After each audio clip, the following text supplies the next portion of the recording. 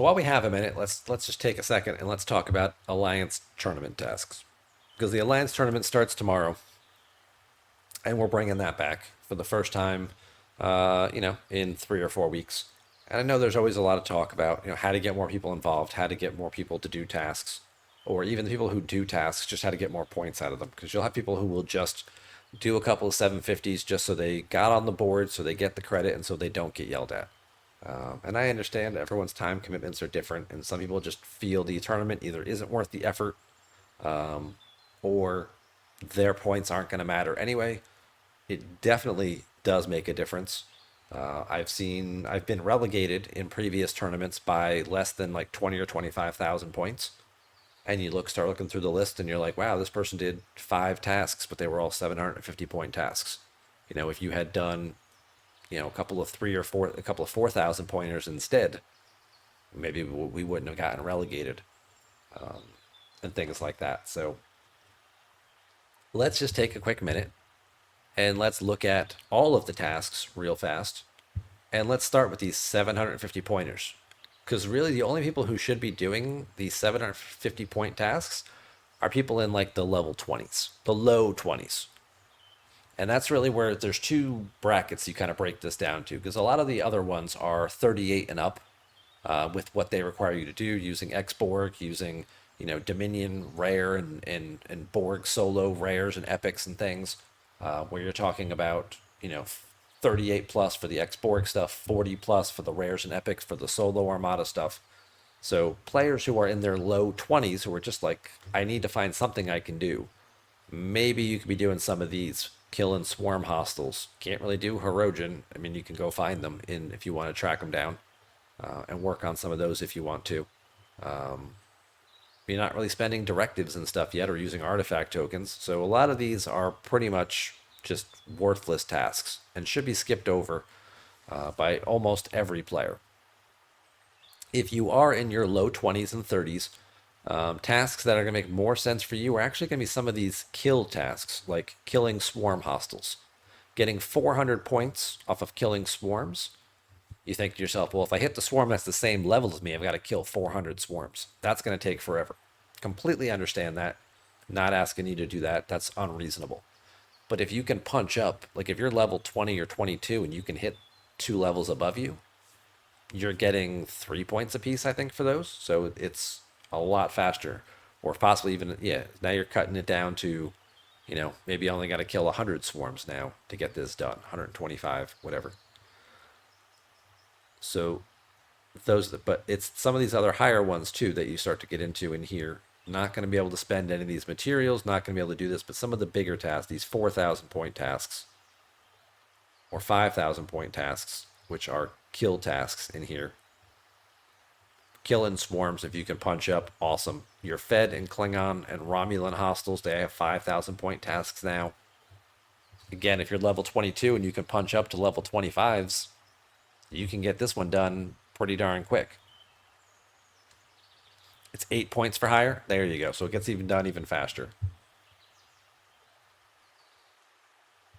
Do we have here's the graphics. Here's the hostile grinding chart. It's over here. So you're talking about here, if you're killing the same level as your ops, you're getting 5 points a kill. So for those little 400 point tasks at 5 points a kill, it's 40 kills, 40 swarm.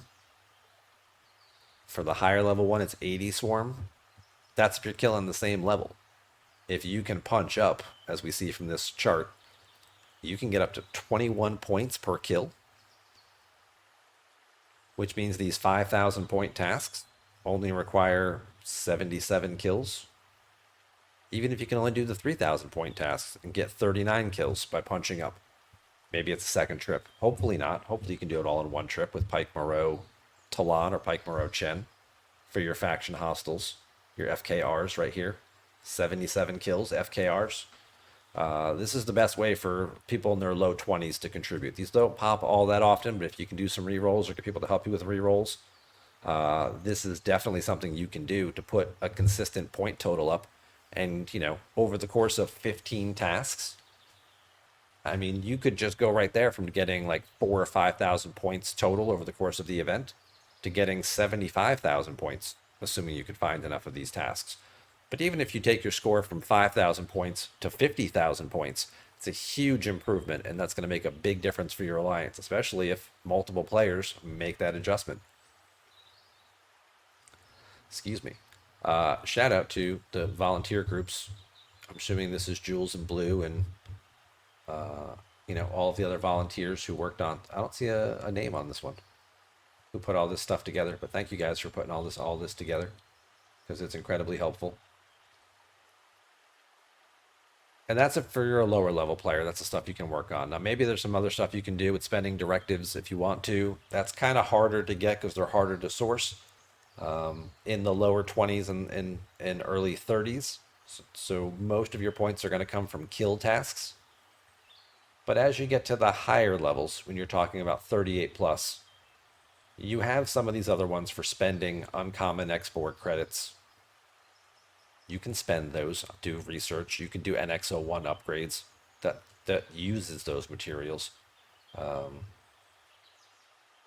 Spending common ones for conversions and research and things like that. Rares for doing favors in the Xborg store. This is all 38 plus kind of stuff. And these are decent point values that can get you some good points on the board. But most people would prefer to try and go for some of these 10,000 point tasks. And they're many of them don't require you to spend anything. And I think there's still some confusion about that. Obviously, the ones for G6, if you're not a G6 player, the only way to do this would be to buy something, buying a Prime pack that has those materials in it. If you're a G6 player, you can do this for free in-game, and that's easy enough to do. But looking at some of these other ones, these acquire ones, right? Here's your Epic Borg solo, here's your Epic Dominion solo. All you have to do is just know in advance that, hey, the tournament is starting in tomorrow. Let me make sure I've got, even if you can't get it tomorrow, over the course of the 5 days, you can pull this box potentially twice.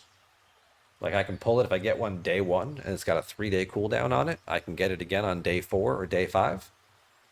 As long as I have enough rare credits, all it is acquire 500 Dominion solo epic directives.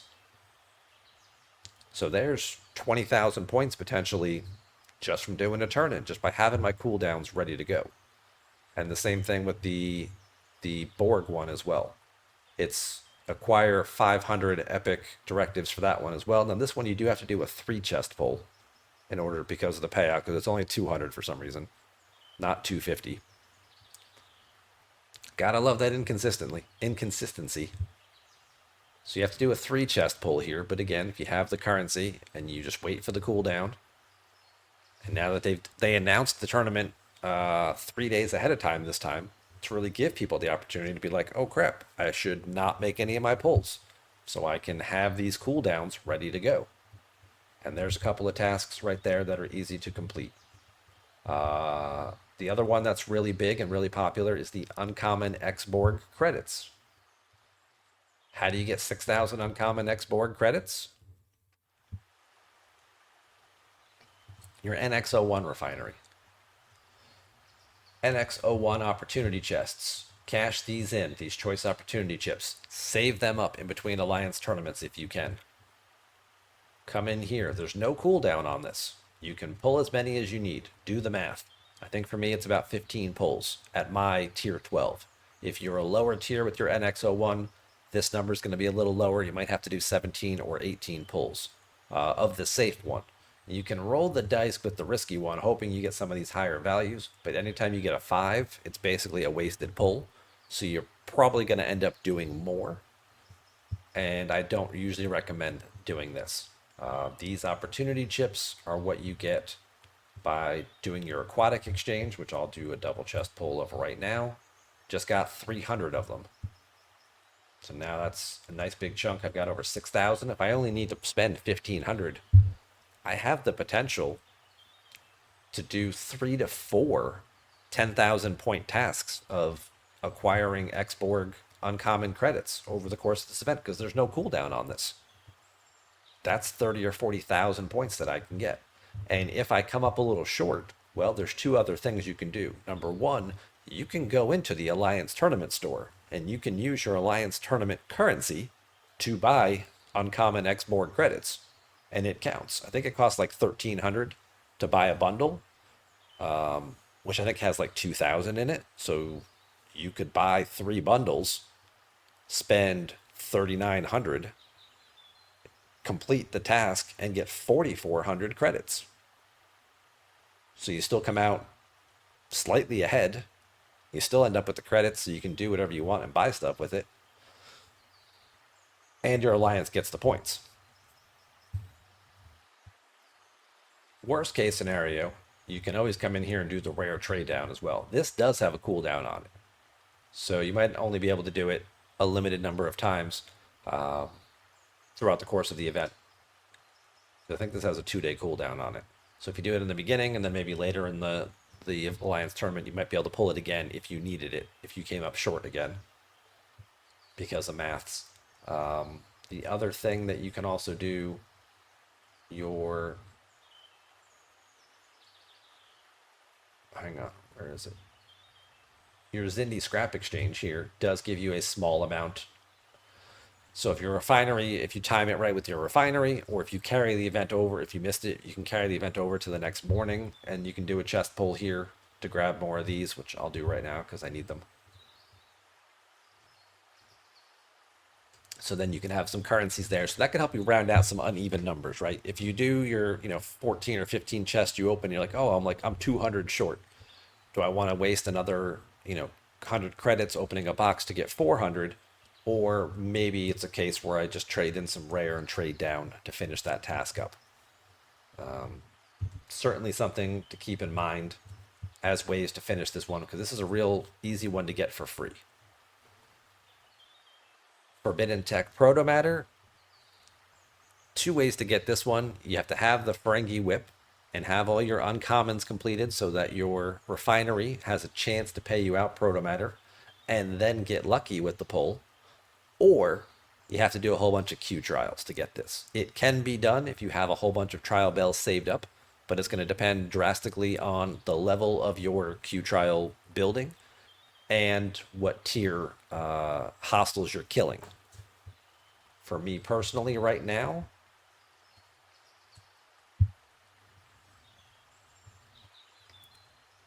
if I were to do max level tier 3 explorers here, I'm getting 160 as my base for G3 trials here, 3-star trials. But because my building is, well, it's currently 51, let's just speed this up so I can see the values. Now it's up to 52. I'm getting a Protomatter reward of 638%. So if I were to do 160 times 6.38, I'm getting a little over 1,000 per completion. And if I need 55,000, I basically need to do 50 QTrials. We'll say 55 QTrials, and they're 25 a piece, so I would need 1,300 bells. Now again, you'll also get some Protomatter from your daily refines, so if you time those right, it could be a few less QTrials that you do need to run.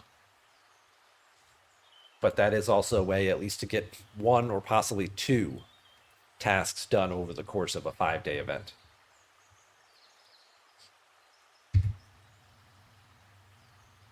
What else we got here?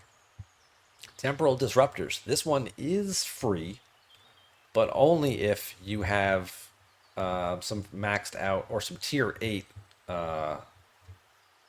artifacts. So if you go into like your artifact gallery, most people are getting this one completed. All right, so we can look at this way. So let's take, for example, the Great Eye for me. I already have this one above tier 8. So when I go into my conversion, into my temporal refinery here, I have this conversion thing here where I get to convert extra shards into temporal disruptors. And it converts them for you. The more of these artifacts as each of them reaches tier 8, the more of these conversions that you get. So when you keep opening packs and you keep getting extra materials for these that you've already gotten this high, you can convert them back into temporal disruptors. The other thing that you can do to source this is through the DTI store. the DTI store in here. Oh, hey. Oh, can't cash those in. The Krenum time weapon that's here. This one does not have a cooldown on it. If you have your Krenum time weapon to tier 8 and you keep opening these packs, instead of giving you additional Krenum time weapon shards, it will give you temporal disruptors. And Janeway's watch does the same thing as well, but this one requires your reputation to be maxed in order to unlock it. So it's a little further down the chain in order to get it. This one's not quite as far. And I think it's a little cheaper. 5 for 120. No, they're the same price. It's just different currency. But those are ways that you can source temporal disruptors for free every single day if you have the currency from doing your DTI stuff. This requires, like I said, a little higher level, but if you're in your 50s per se, or even in your 60s, that's another additional 10,000 point tasks that you can do without spending money. Back to our list. Uncommon commander skill points. So this one is an acquire one. So you have to acquire those uncommon commander skill points. These are not officer specific skill points. These are the generic ones. These get sourced by upgrading the command center. Every time you upgrade the command center, it awards you uncommon skill points. I'm currently at Ops 57 or level 57 with this building. And every time I upgrade it, which I'm pretty close to doing, I only need about 150 more communicators. I might have that over the next couple of days. I get 2,400 points. So if I can time it right with, hey, I grabbed this task and now I just tier up this building, I get 2,400 points, task completed. Awesome.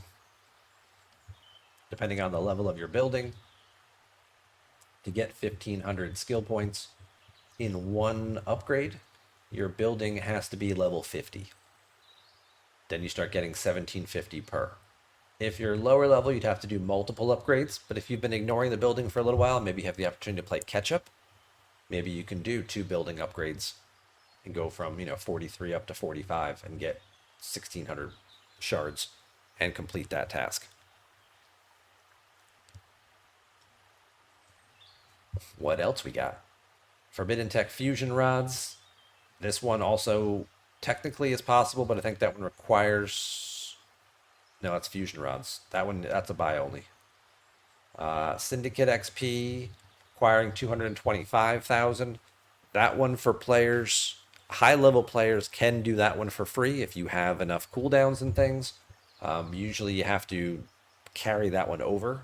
Most people can't get 225 in one day, but you can get it overlapping it, right? So if you grab it right at the beginning, if that's your first task, right? The Alliance tournament starts, bam, you grab that task and you have your cooldowns up and you cash them all in. Well, your Syndicate cooldowns have a 22-hour cooldown. The tournament has a 24-hour cooldown on tasks right before they reset. So you grab them. For me, it's 11 a.m. Tournament starts. Bam, I grab that task. I dump all my Syndicate XP. I think I get about 180,000 a day if I do all my turn-ins and everything. And then, assuming there's no events or anything, and I don't want to use any multi-phasics or anything like that to finish this up, the next morning, 2 hours before the task resets, my cooldowns will be up. I can pull them again, get this done, and now I've got 2 hours left to do 2 more tasks. Or vice versa. I can do 2 other tasks real quick, grab this as my third one. As long as I'm within that 2-hour window, my cooldowns will be up before the task resets. You can also source it if you're planning and staying ahead of things, and much like with Syndicate events, if you're keeping tabs on things through your battle pass, as was just pointed out in chat. There are Syndicate XP milestones in your battle pass in the top half, or maybe it's a case where, hey, what's in the bottom half? Well, there's 120, there's 180. Is there any more hiding in here? Well, there's 180 right there in the bottom half of my battle pass.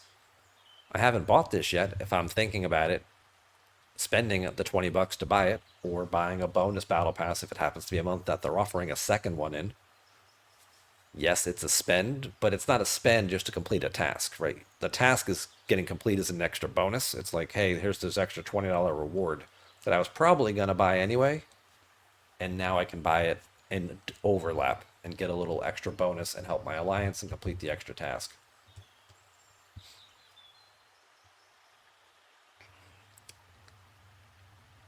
The other ones in here, you've got some kill ones, defeating epic Borg solos or Dominion solos.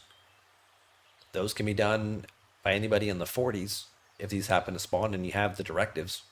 You just have to go kill 4 of them. Doesn't say what level. You can go kill the lowest level epics and just complete these tasks. You don't get the bonus credits as many. You get 825.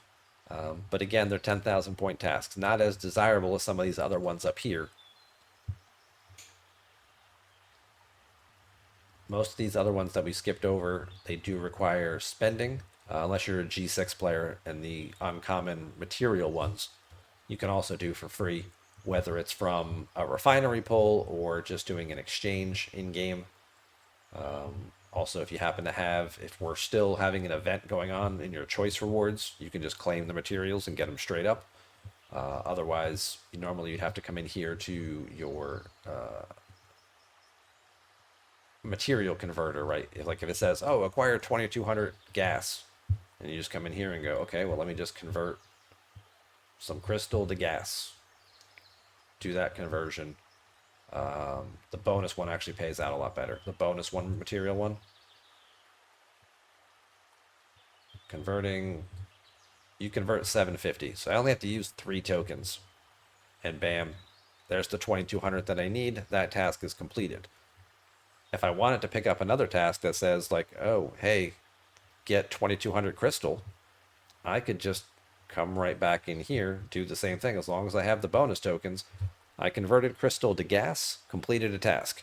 Pick up the new task, take the gas, convert it right back into the crystal. I end up with exactly the same amount of resources I started with. I just lose 6 bonus tokens, but the task is done. 2 tasks are done, and I get all the rewards. So there's some definitely easy ways to complete some of these 10,000 point tasks. And now we even have some of these 8,000 point ones in here as well, with spending proto matter, doing some upgrades on forbidden tech, spending rare skill points for commanders. There's also another one in here that I feel like gets confused a lot with spending. I do want to make sure I point this one out because people always ask me about it and they're always like, I'm spending skill points and it's not happening. So here's your spending export credits that's in here, rare and epics, doing some of those favors or upgrading your NX01 in the higher tiers. These are 8,000 point tasks. Awesome. Easy to do. I think it's down here in the 4,000 point ones. There's a 15, so there's a lower rare skill point one that you can definitely do. Here we go. Spend 1,500 uncommon commander skill points. This is one that's often confused. I did want to take a second to point it out. It's a 4,000 point task. People look at this when they say spend uncommon commander skill points. They think that means going into an actual fleet commander and spending skill points on that particular commander in his tree. That is not how these are done. What these mean is going into the refinery and spending in the command center here and spending the uncommon commander skill points, which are these things up here in the top corner, and converting them into the specific officer skill points.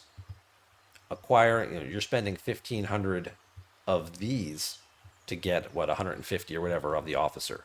And again, if you have enough of these saved up, this converter does not have a cooldown on it. So those are some 4,000 point tasks if you're a mid level player or someone who just doesn't have a lot of free time and you're like, what can I do that's quick? I only have 10 minutes to do something. What can I do real fast? Well, bam, here's a 4,000 point task I can at least complete. Instead of doing some garbage 750 point task, maybe I can get 4,000 points. Do that 3 or 4 times over the course of a 5-day event, and suddenly you've just added 15 to 20,000 points to your total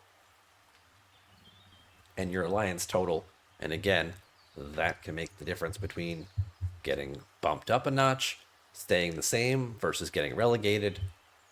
It all adds up. And when everyone's working on their higher levels and working together is when you see some of those top scores. So I think that kind of covers most of the particular tasks. Let me just go through chat here real quick, make sure I didn't miss anything, because I know I covered a lot.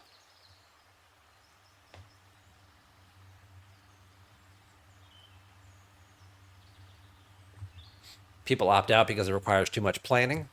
Well, I mean, it's a team event, right? And you can do some 4,000 point tasks or 5,000 point tasks. Just go kill hostiles. That requires no planning whatsoever.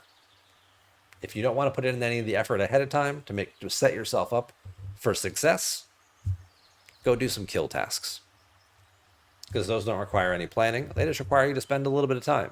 But if you're going to do zero planning and spend zero time, well, then you're just kind of being a detriment to your alliance.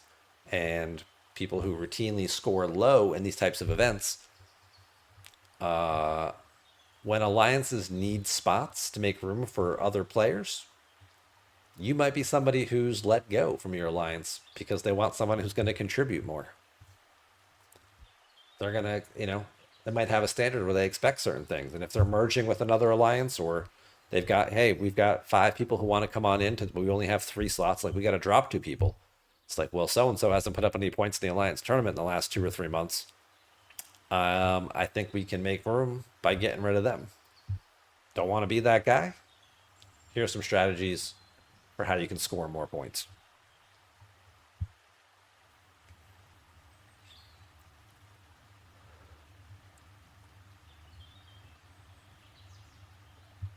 I think the rewards in the store are definitely worth it, and they continue to add more rewards in the store too. So, and the tokens carry over from month to month.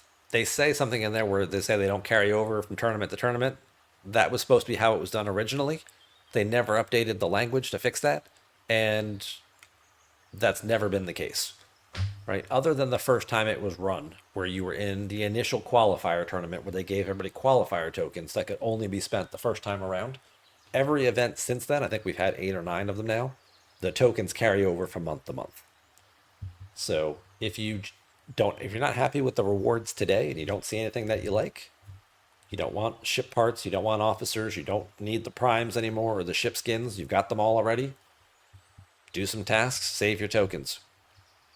3, 4 months from now, maybe they'll add some more stuff. They just added some stuff this last time around. They added the Frankie Whip. They added other artifacts and other prime tokens to source additional primes for free. Maybe those will be more valuable to you.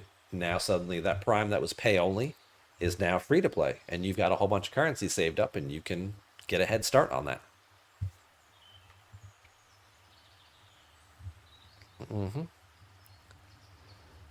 Yeah, they added more primes. You can upgrade your artifacts, get those maxed out. Sure.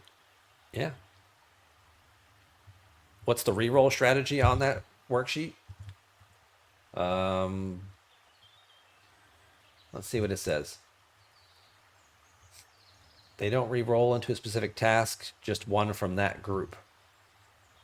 Okay. So if you, let's zoom in on this a little bit. Hang on, let's zoom in and let's scroll down. So if you re-roll any of these particular tasks in this group 1 here, this red box at the top, so as most of your 750 and 1500 point tasks, they have a chance to also re-roll. They're going to re-roll into one of each other, right? So if you re-roll a couple of wave defense tasks, it's not like you're going to get 10,000 point tasks out of it. If you re-roll these, you might only get other wave defense or other FKR tasks, but you might also get that Zindi task to pop. And maybe somebody wants to go kill Zindi for 5,000 points. If you re-roll the group 2 ones,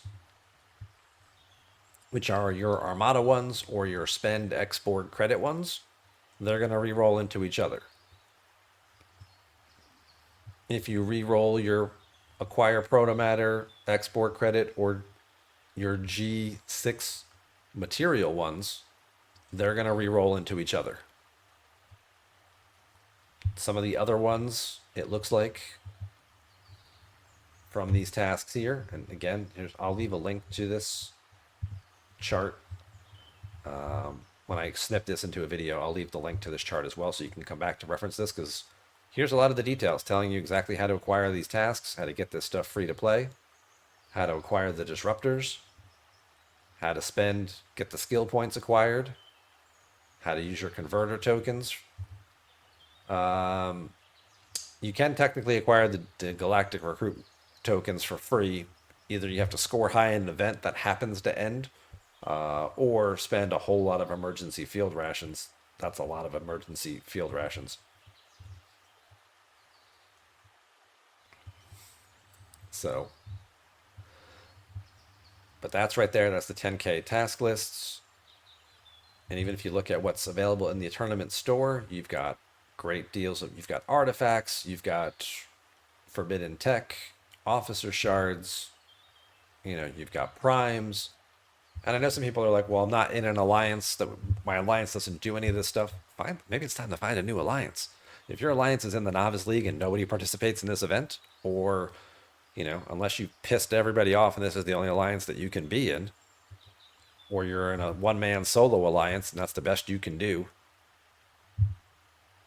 find an alliance that's higher up, because most alliances out there are probably at least adept or expert if they're top 15, top 20 on your server. If you're not in one of those, maybe that should be your new goal, is how do I work my way into one of those instead? Because there's a whole bunch of stuff in here between lots of forbidden techs, directives, artifacts, primes, that don't require being master level to get. Obviously, master level has some great stuff too.